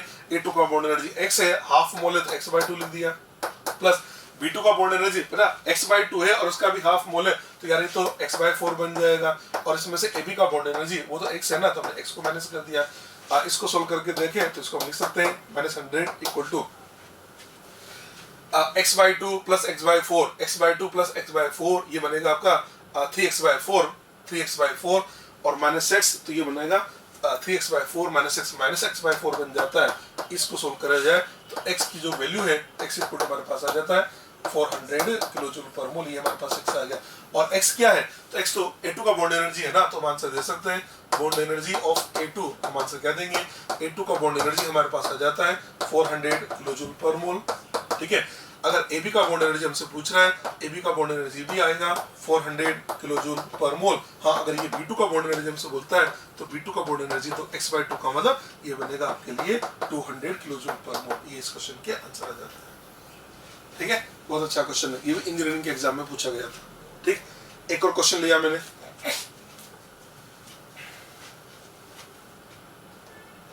Next calculate bond energy of CH bond, ठीक है, heat of formation of methane, heat of sublimation of carbon and bond dissociation energy of hydrogen are -74.8, plus 719.6 and 435.4 kilojoule per mole respectively. Question थोड़ा सा typical है, समझा देता हूँ। देखो इसने क्या क्या दिया, इसने एक तो बोला आपसे heat of formation of methane, methane का फॉर्मेशन, तो मैं क्या करता हूँ जो जो उसने दे दिया ना उसको रिएक्शन की फॉर्म में लिख देता हूँ। मीथेन का फॉर्मेशन ये लिखा जाएगा carbon graphite solid plus 2H2 gas, इस सब में ये CH4 गैस बना दिया है, और इसका जो डेल्टा H है, इसका जो डेल्टा H है वो हमको गिवन है -74.8 किलो जूल पर मोल, इसका डेल्टा H दे रखा है। Second, heat of sublimation of carbon, carbon का सब्लिमेशन, कार्बन जो सॉलिड है इससे हमने गैस बना दिया, सब्लिमेशन दे रखा है, इसका मतलब इसका जो डेल्टा एच है वो प्लस 719.6 किलो जूल पर मोल लिखा जाएगा। थर्ड दे रखा हाइड्रोजन का बॉन्ड डिसोसिएशन एनर्जी, इसका मतलब हम जो H2 गैस है उस H2 गैस है ये 2H गैस बना देते, डिसोसिएशन हीट होता है ना, इसका जो डेल्टा एच है वो हमको दे रखा है 435.4 किलो जूल पर मोल, ये हमको इसका डेल्टा एच दे रखा है, ये लीजिए इधर का। हमसे बोला कि CH बॉन्ड का बॉन्ड एनर्जी लाना है। वैसे में आपको याद होगा मैंने आपसे बोला था कि CH बॉन्ड का बॉन्ड एनर्जी लाना है तो आप एक काम करो यार, मीथेन का हीट ऑफ एटमाइजेशन निकाल लो और जो भी मीथेन का हीट ऑफ एटमाइजेशन को डिवाइडेड बाय 4 कर दो। इसका मतलब अब हम टारगेट लिख देते हैं मीथेन का एटमाइजेशन, ये लीजिए टारगेट मीथेन का एटमाइजेशन होगा ना, ये CH4 गैस है, CH4 गैस से हम बना देते हैं carbon gas plus 4H gas बना देते हैं, हम इसका डेल्टा H निकाल लेते हैं, क्योंकि इस रिएक्शन का जो डेल्टा H आएगा वो आ जाएगा मीथेन का हीट ऑफ एटमाइजेशन, और फिर उसको 4 से डिवाइड करके CH बॉन्ड का बॉन्ड एनर्जी आ जाएगा।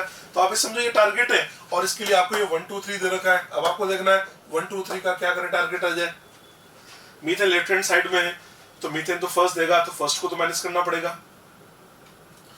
कार्बन हमको गैस चाहिए, इसके मिल जाएगा, तो इसको देख के पता लग रहा है कि आप इक्वेशन नंबर जो 3 है उसको 2 से मल्टीप्लाई करो, इसके अंदर इक्वेशन नंबर जो 2 है उसको ऐड कर दो, उसमें से फर्स्ट को माइनस कर दो, आप चेक करके देख लो आ रहा है ये, तो इसका डेल्टा एच भी क्या होगा, थर्ड का डेल एच 2 से मल्टीप्लाई किया, तो लिखेंगे 2 × 4 35.4, इसमें सेकंड को ऐड कर दो तो प्लस 719.6, ये इसको ऐड कर दिया, इसमें से फर्स्ट को माइनस कर दिया, -74.8, ये लीजिए।